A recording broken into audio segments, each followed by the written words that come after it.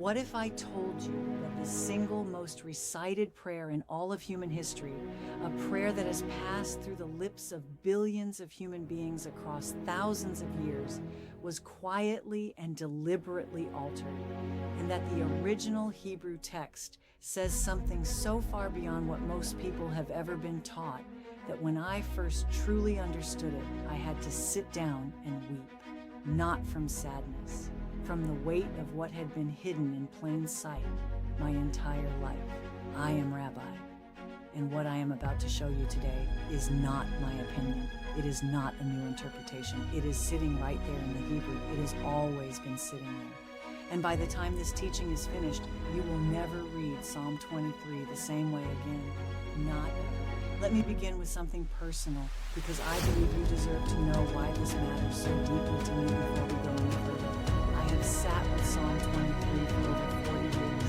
I have read it at bedsides when the breath was failing. I have read it at gravesites when the ground was frozen, when the grief was impossible to carry. I have read it at moments of such profound personal despair that those words felt like the only road between me and an abyss I could not see the bottom of. And for most of those 40 years, I believed I understood this psalm completely. I was wrong. It was not until an old teacher of mine, a man who had survived things I cannot bring myself to describe, sat me down and looked at me with eyes that had seen too much and said very quietly, "Rabbi, you are reading David's words with someone else's eyes. Go back to the Hebrew, go back to the original, and do not flinch at what you find there." That conversation changed the entire direction of my life. And today, right now, I am passing it to you. Before I go further, I want to ask you something honest. Have you ever recited Psalm 23 and felt a vague, soft comfort, but not a deep, lasting transformation? Have you ever said the words, "The Lord is my shepherd, I shall not want," and then gone right back to wanting desperately, to lacking, to feeling quietly abandoned by the very presence the psalm is supposed to guarantee? If that is you, and I believe for many watching right now it is, then what I'm about to reveal will explain exactly why that has been happening. And it is going to stop today. Let us begin at the very first line, because the problem begins right there. In English we read, "The Lord is my shepherd, I shall not want." Beautiful, familiar, comforting. But in the original Hebrew, the line reads, "Adonai roi lo exar." And that word exar does not simply mean want in the sense of a gentle desire or a longing. The root of exar in Hebrew comes from a word meaning to be severed, to be cut off, to be lacking in a way that threatens survival itself. David is not making a polite, soft, comfortable statement about being reasonably content with what he has.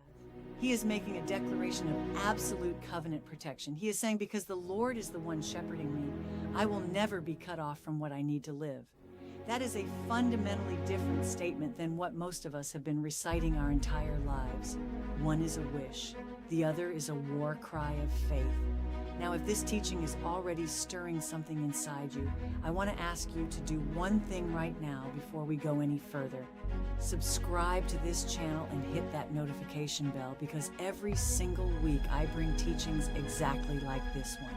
Teachings pulled from the deepest wells of our tradition, decoded from the original Hebrew, designed not to make you feel good for a moment, but to permanently change the way you read, the way you pray, and the way you walk through whatever valley you are in right now. Subscribe now. Do not let the next teaching pass you by. Now let me tell you what this means practically, because this is where the teaching becomes alive. The Talmud, in Tractate Berachot, teaches us that when a person recites words of Torah or prayer, the divine presence listens not only to the sounds made by the mouth, but to the intention carried by the heart. The Hebrew word for this intention is kavanah. It means directed awareness. It means the alignment of the inner self with the actual meaning of the words being spoken. And this is where the problem lives for so many people. When you recite Psalm 23 without understanding that lo exar means you are covenantally protected from being severed. You are reciting powerful words with an impoverished intention. And the wisdom of the rabbis tells us plainly that prayer without kavana is like a body without a soul.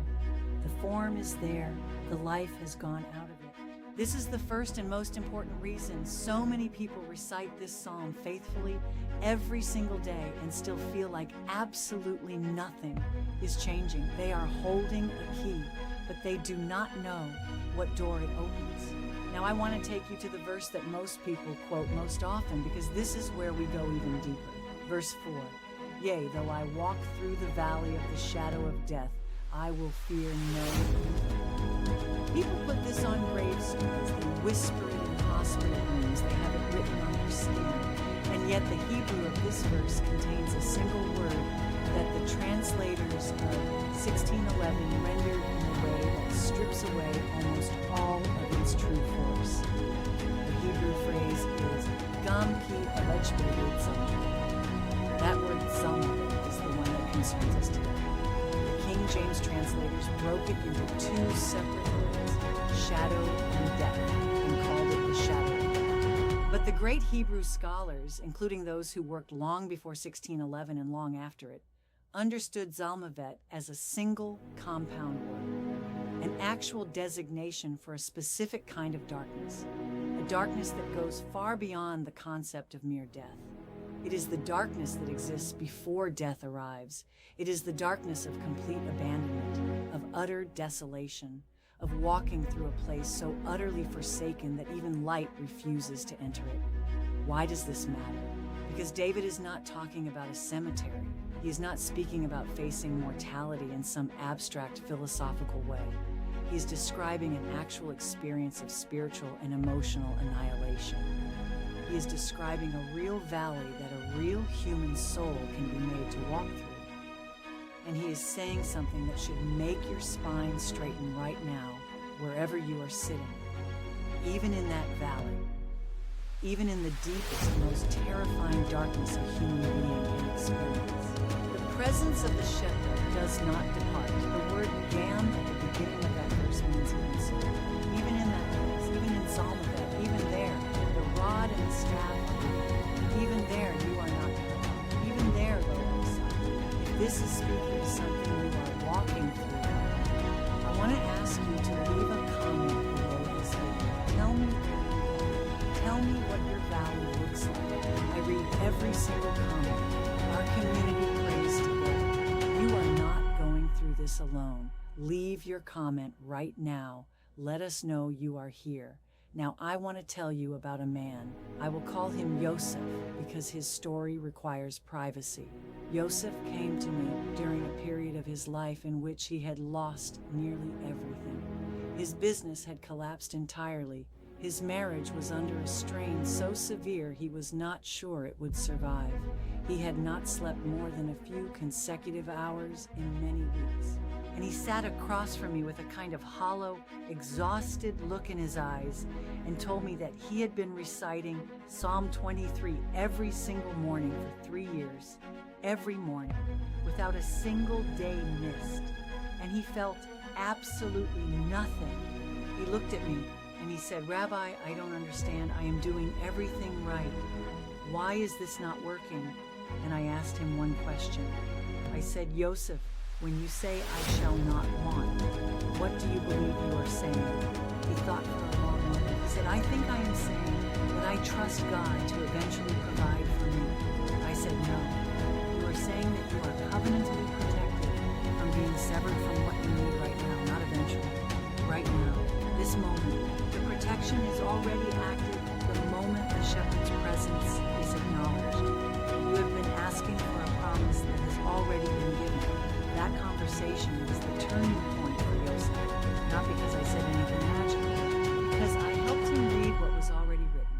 Within that same week, he received a call that opened a completely unexpected door in his business. He wept when he told me, not because of the call, because he finally understood what he had been saying every morning for 3 years without truly hearing it. Now we need to go even deeper, and I want you to pay very close attention, because this is what almost nobody explains, and what I believe is the most important insight in this entire teaching. The psalm shifts in a way that most people miss completely. In the first few verses, David speaks about God in the third person. He says, "He makes me lie down. He leads me. He restores my soul." He is describing God from a certain spiritual distance, the language of someone who benefits from a shepherd but has not yet turned to look the shepherd directly in the face. But then, suddenly, in verse 4, the grammar changes entirely. David stops singing and he starts singing. He says, "For you are with me. Your rod and your staff, they comfort me." This is not an accident of poetry. In the original Hebrew, this grammatical shift is unmistakable and completely deliberate. And notice precisely when it happens. David moves from speaking about God to speaking directly to God at the exact moment he enters the valley of deepest darkness. The most intimate encounter with the divine does not happen at the mountaintop. It does not happen in the palace. It does not happen in the moment of abundance and celebration. It happens in the lowest, darkest, most terrifying place a human soul can inhabit. The shift from he to you happens in Tzalmavet. David is teaching us something that should rearrange everything you believe about darkness. The darkness does not drive God away. The darkness is where God becomes most present. The darkness is where the relationship moves from description to direct address, from theology to encounter, from knowing about to speaking to. And the rabbis discuss this in a way that cuts straight to the heart. There is an ancient teaching that says, just as a parent rushes most urgently to the side of a child who is crying out in fear in the darkness, so the divine presence moves most powerfully toward a soul that is walking through its darkest hour. The valley of Tzalmavet is not a place of abandonment. It is the place of the most direct and unmediated encounter with the Holy One that a human being can experience on this earth. But you can only experience that if you know it is available. If you have been taught, as so many have been, that darkness means divine absence, you will walk through your valley completely alone, because you will not reach out to a presence you believe has already withdrawn from you. And this is precisely the lie that the softened translation helps maintain. When you call it merely the shadow of death, it sounds manageable, poetic, something you can tolerate. When you understand it as David actually wrote it, as Tzalmavet, as the place of deepest desolation, and you understand that even there God says, "I am with you," the transformation is not small and gradual. It is radical and immediate. Now, I need to tell you something about David himself, because this is where the teaching reaches all the way down into the roots. There is a midrash, a teaching from within the rabbinic tradition, about when David actually wrote this psalm. It was not written from a throne. It was not written in a palace surrounded by abundance. The tradition tells us that before David ever composed these words, he underwent a period of what the rabbis call Hester Panim, the concealment of the divine face. This was during the period of his deepest personal disgrace. His own son Absalom had turned the entire kingdom against him. David was forced to flee Jerusalem on foot, weeping, his head covered, his sandals removed as a sign of mourning. He had lost the throne. He had lost the loyalty of his own family. He had lost his dignity in front of the entire nation. The people who had once sung his praises were now cursing him in the streets as he walked past them. And according to the Midrash, it was during this period of total desolation, while David walked through exile and humiliation, that he composed the deepest and most luminous spiritual insights of his psalms. The beauty of his poetry came not from the palace, it came from the valley. The green pastures he wrote about in verse 2 were not visible to him when he wrote them. He was in a desert. He wrote of still waters from a place of profound thirst. He wrote, "You are with me," at a moment when God felt completely and utterly hidden from him. That is not delusion. That is not wishful thinking. That is the highest exercise of faith that a human being can perform. Faith is not the ability to believe in God's goodness when everything is going well. Faith is the declaration of God's goodness from the very bottom of the valley, at the moment when everything in your circumstances is screaming the opposite. And this is the moment I want to pause and say something to you directly. If you are in that place right now, if your circumstances are screaming the opposite, if you have been reciting words of faith and feeling nothing changed, please share this video with one person right now, not after you finish watching, right now, because there is someone in your life who is in your valley, who cannot find their way to the direct address, who does not know the grammar has changed, who does not know that the darkness is not abandoned. You may be the person who saves them simply by passing these words along now. Let us go to verse 5, because this is where the teaching reaches something terrifying in the most magnificent sense of that word. The English reads, "Thou preparest a table before me in the presence of mine enemies." Most of us know this line, but listen to what the Hebrew actually says. The word translated as preparest is ta'arach, from the root ayin resh kaf. And in its fullest meaning, this root carries not simply the image of setting out a pleasant meal, but of arranging forces for combat, of marshaling resources, of setting something in battle formation. The same root word appears elsewhere in the Hebrew scriptures to describe armies being arranged and deployed for war.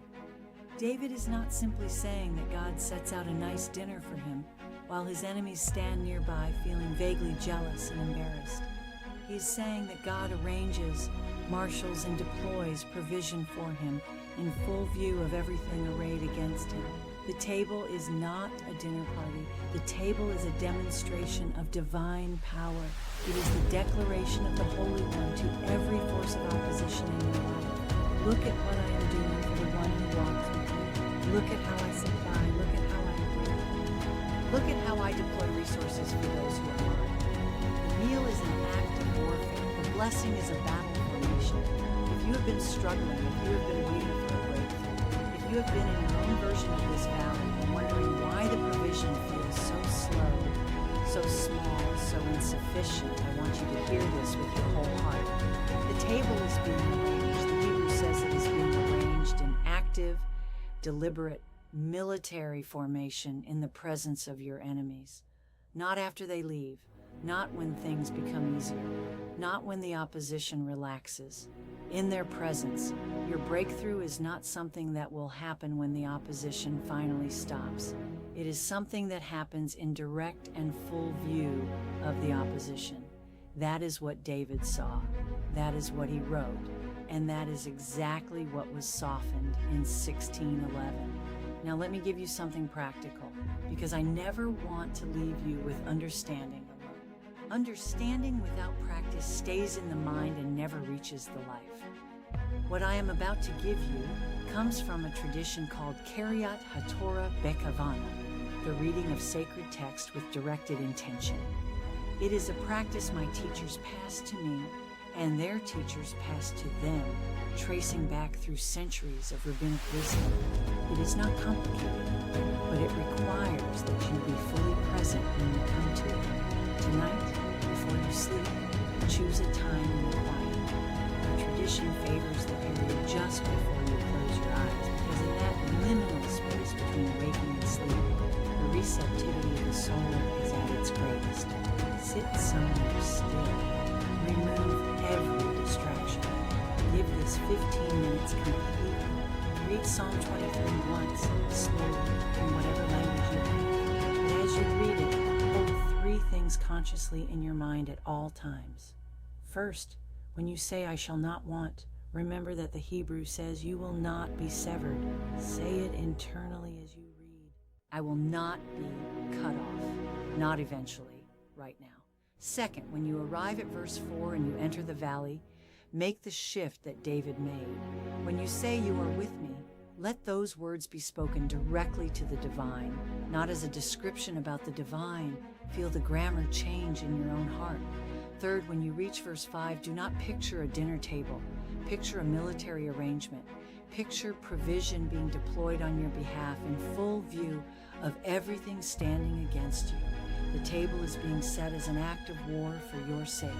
After you have read the psalm, sit in silence for 3 minutes, not asking, not listing your needs, simply resting in the awareness of the shepherd's presence. The Talmud teaches in Tractate Bereshit that there is a level of prayer that goes beyond petition, a level where a person simply rests in the awareness of divine proximity. That resting, that quiet after the reading, is itself the still water of verse 2. It is where the soul is restored. Then, and this is the step that most people skip, speak aloud one specific thing that you are trusting will be provided. Not something vague, something specific. A debt that needs to be cleared, a relationship that needs to be restored, a door that needs to open, a situation that needs to break.